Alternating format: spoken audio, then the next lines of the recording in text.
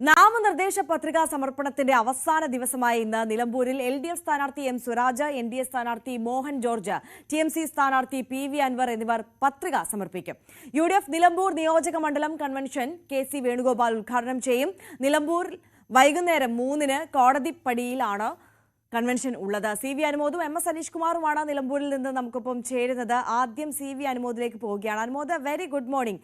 ഈ നിലമ്പൂരിലെ പൊതുചിത്രം, അതായത് ഇന്ന് സ്ഥാനാർത്ഥികൾ എല്ലാവരും ആര്യാടൻ ഷൗക്കത്ത് ഒഴിച്ച് ബാക്കി എല്ലാവരും പത്രിക സമർപ്പിക്കുന്ന ദിവസമാണ്. പത്രികാ സമർപ്പണത്തിനുള്ള അവസാന ദിവസമാണ്. അപ്പോൾ മറ്റ് സ്വതന്ത്ര സ്ഥാനാർത്ഥികൾ ആരൊക്കെയാണ് എന്നതൊക്കെ അടക്കം, അങ്ങനെ ആരെങ്കിലും ഉണ്ടെങ്കിൽ അതൊക്കെ അറിയാനുള്ള ഒരു ദിവസം കൂടിയാണ്. അങ്ങനെ പൊതുചിത്രത്തിലേക്ക് എത്തുന്നതിന് മുമ്പ് ഒരു പ്രധാനപ്പെട്ട രാഷ്ട്രീയ വിഷയത്തിലേക്ക് നമ്മൾ കടക്കുകയാണെന്നുണ്ടെങ്കിൽ അൻവറിന്റെ സ്ഥാനാർത്ഥിത്വം അത് UDF-അകത്തും പുറത്തുമൊക്കെ ഉണ്ടാക്കിയിട്ടുള്ള വിവാദങ്ങൾ എത്രത്തോളമാണ് എന്ന് നമുക്കറിയാം.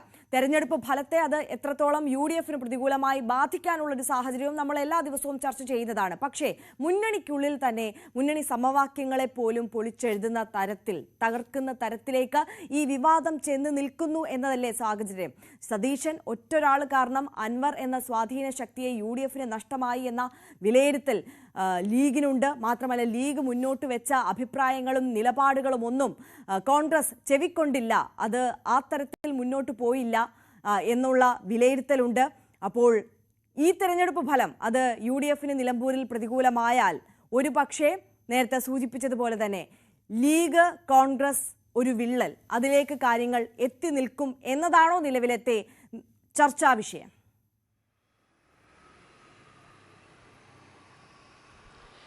Arya, good morning. നിലമ്പൂരിലെ PV അൻവർ UDF-നൊപ്പം നിൽക്കേണ്ടത് വലിയ അത്യാവശ്യമുള്ളൊരു കാര്യമാണെന്ന് മുസ്ലിം ലീഗ് കരുതുന്നുണ്ട്. നിലമ്പൂരിൽ മാത്രമല്ല, മലബാറിൽ പലയിടങ്ങളിലും മലയോര മേഖലകളിലൊക്കെ PV അൻവറിൻ്റെ സ്വാധീനമുണ്ടെന്ന് ലീഗ് കരുതുന്നുണ്ട്. അതാണ് PV അൻവർ LDF വിട്ട് MLA സ്ഥാനം രാജിവെച്ചപ്പോൾ തന്നെ ലീഗ് അൻവറിനെ ഒപ്പം ചേർക്കാനുള്ള ശ്രമങ്ങൾ തുടങ്ങിയത്. ഏറ്റവും പ്രധാനപ്പെട്ട കാര്യം, അൻവർ ഏത് കാര്യത്തിനും ലീഗിനെ ആയിരുന്നു ആദ്യം സമീപിച്ചിരുന്നത്. ലീഗിൻ്റെ പ്രത്യേകിച്ച് PK കുഞ്ഞാലിക്കുട്ടിയുടെ ഒരു നിർദ്ദേശപ്രകാരമാണ് അൻവറിൻ്റെ പല നീക്കങ്ങളും ഉണ്ടായത്. അൻവറിനെ UDF-ൽ എടുക്കാൻ കഴിഞ്ഞ മാസം 2-ാം തീയതി ചേർന്ന UDF യോഗത്തിൽ തീരുമാനിച്ചു. അസോസിയേറ്റ് മെമ്പറായി പ്രഖ്യാപിക്കാനുള്ള തീരുമാനമെടുക്കുകയും അത് പ്രഖ്യാപിക്കാനുള്ള കാര്യം UDF ചെയർമാനെ നിർദ്ദേശിക്കുകയും ചെയ്തു അദ്ദേഹത്തോട്. പക്ഷേ അദ്ദേഹം അത് ചെയ്തില്ല എന്നുള്ളതാണ് ഈ ഒരു പ്രശ്നം ഇത്രയും വഷളാവാനുള്ള കാരണമെന്നാണ് ലീഗിൻ്റെ ഒരു പ്രാഥമികമായിട്ട് വിലയിരുത്തലുണ്ടായിട്ടുള്ളത്. അതാണ് പിന്നീട് ഈ പ്രശ്നങ്ങൾ കൈകാര്യം ചെയ്യാൻ കഴിയാത്ത തരത്തിലേക്ക് സാഹചര്യങ്ങൾ മാറ്റിയത്. BD സതീശൻ്റെ ചില പിടിവാശികളാണ് ഈ ഒരു വിഷയം കൈവിട്ടു പോകാൻ ഉള്ള കാരണമെന്നാണ് ലീഗിൻ്റെ വിലയിരുത്തൽ. ലീഗ് ഇത്രയും ഗൗരവത്തിൽ ഒരു വിഷയം കൊണ്ടുവന്ന് അവതരിപ്പിച്ച് ചർച്ച ചെയ്തിട്ട് പോലും അതിനോട് സ്വീകരിച്ച ഒരു സമീപനം അത് ലീഗിനെയും ഏറെ വേദനിപ്പിക്കുന്ന ഒന്നാണ്. കാരണം മുൻപൊക്കെ ലീഗ് ഒരു പ്രശ്നത്തിൽ ഇടപെട്ട് കഴിഞ്ഞാൽ അതിന് പരിഹാരമുണ്ടാകുമെന്ന ഉറപ്പ് ഉണ്ടായിരുന്നു. അത് മാറിയ സാഹചര്യത്തിൽ പക്ഷേ ലീഗ് പലവട്ടം ശ്രമിച്ചിട്ടും ലീഗിൻ്റെ ഇടപെടൽ സജീവമായി ഉണ്ടായിട്ടും അത് ഫലത്തിലെത്തിച്ചില്ല എന്നുള്ളതാണ് ലീഗിനെ സംബന്ധിച്ച് ഇവിടെ ഉണ്ടായ മറ്റൊരു വേദന. ആ കാര്യം ലീഗിനെ സംബന്ധിച്ച് ഒരു തെരഞ്ഞെടുപ്പിൽ ചർച്ചയാവാൻ ഒട്ടും താല്പര്യമില്ലെങ്കിൽ പോലും ലീഗിനെ അലട്ടുന്ന ഒരു കാര്യം തന്നെയാണ്. അതുകൊണ്ട് തന്നെ തെരഞ്ഞെടുപ്പിൽ ഇപ്പോൾ PV അൻവർ മത്സരിക്കുമ്പോൾ അത് UDF-നെ എങ്ങനെ ബാധിക്കുമെന്ന കാര്യത്തിലും ലീഗിന് ആശങ്കയുണ്ട്. UDF ജയിക്കും, കൈമയും മറന്ന് പോരാടും എന്നെല്ലാം പറയുമ്പോഴും ഏതെല്ലാം മേഖലയിൽ നിന്ന് വോട്ടുകൾ അൻവറിന് ലഭിക്കുമെന്ന് ഇപ്പോഴും പറയാനാകില്ല. അതിൽ ചോരുന്ന വോട്ടുകളിൽ UDF-ൽ നിന്നുള്ളതും ഉണ്ടാകും എന്നൊരു വിലയിരുത്തലും ലീഗിനുണ്ട്. അപ്പോൾ കൈവശം ഉണ്ടായിരുന്ന ഒരു സുവർണാവസരം നഷ്ടപ്പെടുത്തി ഈ ഒരു വിഷയം നീട്ടിക്കൊണ്ടുപോയി ഇതിനെ തുടർന്ന് എന്ന വിലയിരുത്തലാണ് പൊതുവെ ലീഗിനുള്ളത്. അതിനപ്പുറം ഈ ഒരു തർക്കം അത് കോൺഗ്രസിനുള്ളിലെ തന്നെ ഒരു ആഭ്യന്തര വിഷയമായിട്ട് മാറുന്നത് ഈ ഒരു ഘട്ടത്തിൽ ഒട്ടും ലീഗും താല്പര്യമുള്ള കാര്യമല്ല. അതുകൊണ്ട് തന്നെ ലീഗ് ഇതൊരു പരസ്യമായിട്ട് UDF-ൻ്റെ ഒരു പ്രശ്നമായിട്ട് പരസ്യമായിട്ട് ഇക്കാര്യങ്ങൾ എവിടെയും ചർച്ച ചെയ്യില്ല. ഒരു തരത്തിലും ആ വിഷയത്തിൽ മറുപടിയും പറയില്ല. പക്ഷേ തെരഞ്ഞെടുപ്പിന് ശേഷമുള്ള സാഹചര്യങ്ങൾ വിലയിരുത്തി ലീഗ് പ്രതികരിക്കും, നിലപാടെടുക്കും എന്നാണ് അറിയുന്നത്. ഒരുപക്ഷെ ഈ ഒരു തെരഞ്ഞെടുപ്പിൽ UDF-നെ വിചാരിച്ച മേൽക്കൈ കിട്ടിയില്ലെങ്കിൽ, UDF-ന് വിജയം നേടാൻ സാധിച്ചില്ലെങ്കിൽ അത് മുന്നണി ബന്ധങ്ങളെ പോലും ബാധിക്കുന്ന തരത്തിലേക്കുള്ള സാഹചര്യങ്ങൾ തീർക്കും. കാരണം അടുത്ത നിയമസഭാ തെരഞ്ഞെടുപ്പിന് മുൻപ് സർക്കാരിൻ്റെ വിധിയെഴുത്തായിട്ടായിരിക്കും നിലമ്പൂരിലെ ഉപതെരഞ്ഞെടുപ്പ് ഫലത്തെ കാണുക. അപ്പോൾ ഇതിൽ LDF വിജയിച്ചു കഴിഞ്ഞാൽ ഈ കഴിഞ്ഞ 2 സർക്കാരുകൾക്കും പിന്തുണ ഉണ്ടായിരുന്നുവെന്നും UDF-ഉം മറ്റുള്ളവർ ഉന്നയിച്ച ആരോപണങ്ങളും ആക്ഷേപങ്ങളും അത് വെറുതെയായിരുന്നുവെന്നും അത് തുടർ ഭരണത്തിലേക്കുള്ള വഴിയൊരുക്കുമെന്നുമുള്ള വിലയിരുത്തലാകും ഉണ്ടാവുക. അങ്ങനെയാണെങ്കിൽ അത് ലീഗിൻ്റെ രാഷ്ട്രീയ നീക്കുപോക്കുകളെയും ബാധിക്കും. UDF-ൽ ഭരണത്തിലില്ലാത്ത UDF-ൽ തുടർച്ചയായിട്ട് 10 വർഷത്തിലധികം നിലനിന്നിട്ടും തിരിച്ചെത്താൻ കഴിയാത്തൊരു സാഹചര്യം ലീഗിനെ സംബന്ധിച്ച് വലിയ ആശങ്കയുണ്ടാക്കും. അതുകൊണ്ട് തന്നെ ലീഗ് ആ ഘട്ടത്തിൽ UDF-ൽ നിന്ന് മാറി നിൽക്കുന്ന അല്ലെങ്കിൽ LDF-നൊപ്പം ചേരുന്നതിനെക്കുറിച്ച് പോലും ആലോചിക്കാനുള്ള സാധ്യതയുണ്ട്. അപ്പോൾ അത്രമാത്രം ഗുരുതരമാണ് UDF-നുള്ളിൽ ഈ ലീഗിൻ്റെ അതൃപ്തി ഉണ്ടാക്കുന്ന തുടർ ചലനങ്ങൾ. പക്ഷേ തെരഞ്ഞെടുപ്പ് കഴിയും വരെ അത്തരത്തിൽ ഒരു പരസ്യ പ്രസ്താവനകൾക്കോ ചർച്ചകൾക്കോ ഇടം കൊടുക്കുകയില്ല. ഒരുപക്ഷേ തെരഞ്ഞെടുപ്പ് ഫലം എന്താകുമെന്നതിനെ ആശ്രയിച്ചായിരിക്കും, അടിസ്ഥാനമാക്കിയിട്ടായിരിക്കും ലീഗിൻ്റെ തുടർ നീക്കങ്ങൾ. ഇപ്പോൾ ഇതൊരു ചർച്ചയാക്കി തെരഞ്ഞെടുപ്പിൻ്റെ മൊമെൻറ്റം കളയാൻ ലീഗ് ആഗ്രഹിക്കുന്നില്ല എന്നുള്ളതാണ് വസ്തുത. അതുകൊണ്ട് തന്നെ KC വേണുഗോപാൽ അടക്കമുള്ള മുതിർന്ന നേതാക്കളുമായിട്ട് ഇക്കാര്യം ചർച്ച ചെയ്യാനും ഈ ഒരു ഘട്ടത്തിൽ ലീഗ് ആലോചിക്കുന്നില്ല. പക്ഷേ ലീഗിനെ സംബന്ധിച്ച് ഈ തെരഞ്ഞെടുപ്പ് വിജയിക്കേണ്ടത് ഇപ്പോൾ UDF-ൻ്റെ നിലനിൽപ്പിൻ്റെ കൂടി ആവശ്യമാണ്, അത്യാവശ്യമാണ്. അതുകൊണ്ട് തന്നെ വിഷയം ചർച്ച ചെയ്യാതെ പരമാവധി ജയത്തിൽ ഈ ഒരു തെരഞ്ഞെടുപ്പ് വിജയത്തിന് വേണ്ടി പോരാടുക. പക്ഷേ ഇതിലുള്ള അതൃപ്തി അത് കൃത്യമായിട്ട് അറിയിക്കേണ്ടവരെ ഇതിന് ശേഷം അറിയിക്കുക തന്നെ ചെയ്യും ലീഗ് എന്നാണ് അറിയുന്നത്.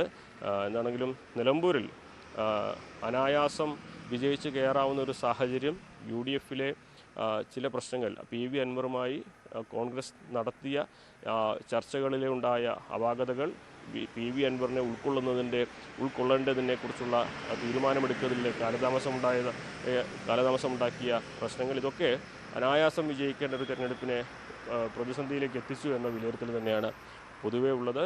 അത് എങ്ങനെ മറികടക്കുമെന്ന കാര്യമാണ് ഇനി കണ്ടറിയേണ്ടത്. UDF മുന്നണിക്കുള്ളിൽ തന്നെ ഇത് ഇത്തരത്തിൽ വലിയ പ്രശ്നമായി നിലനിൽക്കുന്നു എന്നുള്ളതാണ്. ഒരുപക്ഷെ ഒരു വിള്ളലിലേക്ക് പോലും കാര്യങ്ങൾ എത്തിച്ചേർന്നേക്കാം എന്നുള്ളതാണ് ഇപ്പോൾ നിലവിലത്തെ രാഷ്ട്രീയ സാഹചര്യം വിലയിരുത്തുമ്പോൾ മനസ്സിലാക്കുന്നത്.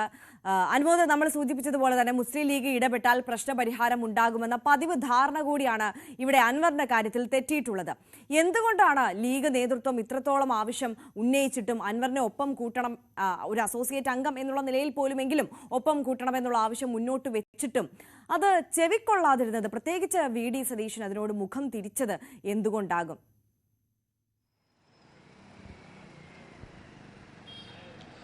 ലീഗിൻ്റെ ഏറ്റവും വലിയ ഒരു ആധിയും പരാതിയും VD സതീശൻ ഇതിനോട് കാണിച്ച സമീപനത്തിനാണ്. VD സതീശന് ഈ ഒരു വിഷയത്തിൽ ഒരു താല്പര്യക്കുറവ് ഉണ്ടായ പോലെ ലീഗിന് അനുഭവപ്പെടുന്നുണ്ട്. അതിലേക്ക് നയിച്ച കാരണം സീറ്റിനെ ചൊല്ലിയുള്ള ചില തർക്കങ്ങളാണ്. PV അൻവർ ആദ്യം 2 സീറ്റുകൾ ആവശ്യപ്പെട്ടത് അത് UDF-ന് നൽകാനാകില്ലെന്ന് പറഞ്ഞു. തുടർന്ന് സിറ്റിംഗ് സീറ്റാണ് അൻവർ വിട്ടുകൊടുത്തിരിക്കുന്നത്. അപ്പോൾ ഒരു സിറ്റിംഗ് സീറ്റ് വേണമെന്ന് അൻവറിൻ്റെ ആവശ്യം, അതും ഈ കോൺഗ്രസിനെ പ്രത്യേകിച്ച് VD സതീശന് അംഗീകരിക്കാൻ കഴിയുന്ന തരത്തിലേക്കുള്ള സാഹചര്യമല്ല. ലീഗ് വേണമെങ്കിൽ സീറ്റ് നൽകിക്കോട്ടെ എന്ന നിലപാടിലേക്ക് കോൺഗ്രസ് എത്തുമ്പോൾ ലീഗിന് അത് വിട്ടുകൊടുക്കേണ്ട ആവശ്യമില്ല. കാരണം അൻവർ തൻ്റെ സിറ്റിംഗ് സീറ്റ് നൽകിയത് മുസ്ലിം ലീഗിനല്ല, കോൺഗ്രസിനാണ്. അപ്പോൾ കോൺഗ്രസിനാണ് അതിൻ്റെ ഉത്തരവാദിത്വമുള്ളത്. അങ്ങനെയാണെങ്കിൽ വിജയസാധ്യതയുള്ള ഒരു സീറ്റ് എന്ന കാര്യത്തിലേക്ക് അൻവർ വരുമ്പോൾ അത് നൽകുവാനും കോൺഗ്രസിന് താല്പര്യം വരുന്നില്ല. അപ്പോൾ ഈ സീറ്റിനെ ചൊല്ലിയിട്ടുള്ള ഒരു തർക്കം അത് പരിഹരിക്കാൻ കഴിയാത്ത രീതിയിലേക്ക് സാഹചര്യങ്ങളെ വഷളാക്കി VD സതീശന് അതിലൊരു കൃത്യമായ സൊല്യൂഷനിലേക്ക് എത്തുവാനും കഴിഞ്ഞിട്ടില്ല എന്നതായിരുന്നു ഈ വിഷയം ഇത്രയും നീണ്ടുപോകാനും ഇത്രയും ഗുരുതരമാകാനുമുള്ള ഒരു കാരണം ഒരു സിറ്റിംഗ് സീറ്റ് അൻവർ വിട്ടു നൽകിയിട്ടും അൻവറിന് വിജയസാധ്യതയുള്ളൊരു സീറ്റ് വാഗ്ദാനം ചെയ്യാൻ പോലും കോൺഗ്രസ് തയ്യാറായില്ല എന്നതാണ് ഇതിൽ ഏറ്റവും പ്രധാനപ്പെട്ട കാര്യം. അതാണ് ഈ ചർച്ചകളൊക്കെ ഒരു ഘട്ടത്തിലെത്തുമ്പോൾ ഇങ്ങനെ വഴിതിരിഞ്ഞു പോകാനുള്ള ഒരു കാരണമായി വിലയിരുത്തുന്നതും. ഏതാണെങ്കിലും ഇനി അതേ വിഷയത്തെ ചൊല്ലിയാണ് ഇപ്പോൾ അൻവർ നെക്സസ് എന്ന വലിയ ആക്ഷേപം ഉന്നയിച്ച് രംഗത്തെത്തിയിരിക്കുന്നത്. പിണറായി വിജയനും VD സതീശനും നെക്സസ് ആണെന്ന ഒരു ഗുരുതരമായ ആക്ഷേപത്തിലേക്ക് ഈ കാര്യങ്ങളെ എത്തിച്ചതും ഈ ഒരു VD സതീശൻ തീരുമാനമെടുക്കുന്നതിൽ വന്ന കാലതാമസമാണ്, അതിൻ്റെ പിന്നിലെ കാര്യങ്ങളുമാണ്. ആര്യ, തീർച്ചയായും അനുമോദം തുടരുക. അനുമോദിലേക്ക് മടങ്ങിയെത്താം. ഇപ്പോൾ MS അനീഷ് കുമാർ കൂടി നമുക്കൊപ്പം ചേരുകയാണ്. അനീഷ്, എന്തായാലും ഈ രാഷ്ട്രീയ വിഷയം UDF-നകത്ത് ഇത്തരത്തിൽ പുകയുമ്പോഴും ഇനി നമ്മൾ നിലമ്പൂരിലെ ഒരു പൊതു ചിത്രത്തിലേക്ക് എത്തിയാൽ ഇന്ന് പത്രിക